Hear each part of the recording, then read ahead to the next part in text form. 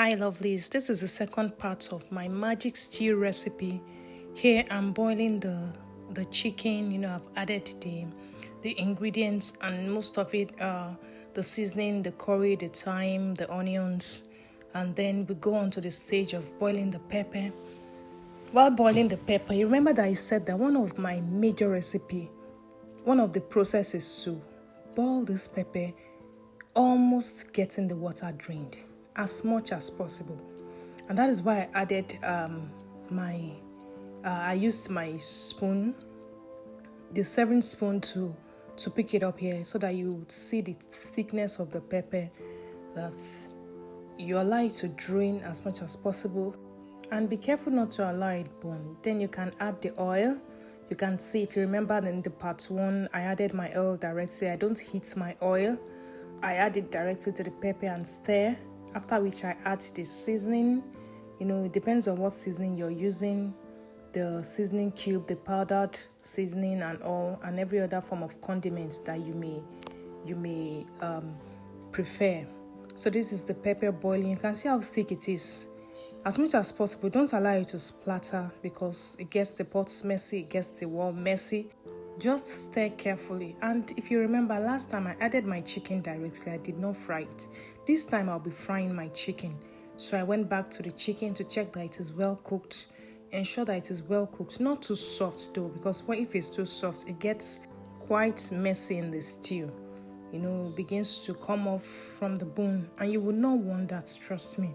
So I ensure that it is soft enough, that is moderately, and after which I transferred it into another bowl ready for frying. I transferred everything completely. And remember that one of the recipes to add the stock. There is something the saturated stock does to the stew.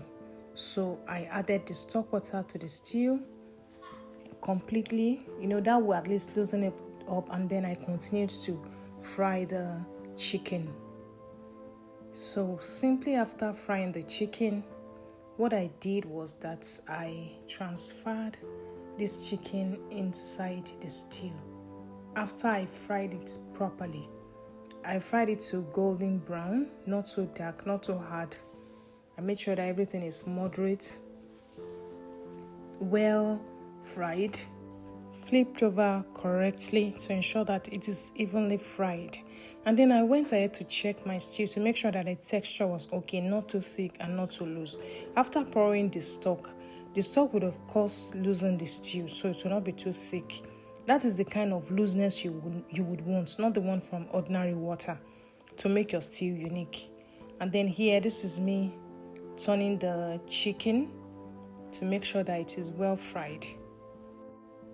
And here, of course, it is completely ready to become part of my my main stew, like I said.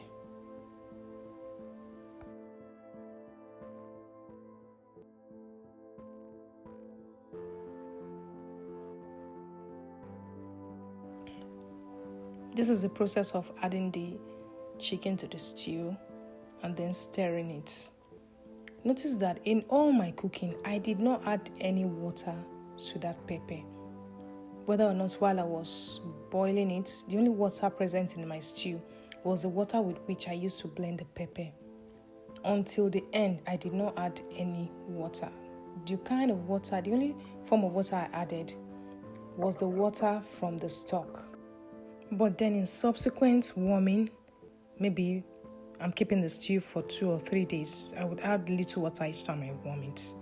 But besides that, I did not add water during the cooking. I just made sure to cook it like that. So that's it about my secret magic stew part 2. That is showing you the difference when I decide to fry the chicken, because the previous one I added the cooked meat without frying it just because my daughter didn't like fried chicken. Thank you for watching. See you on the next one.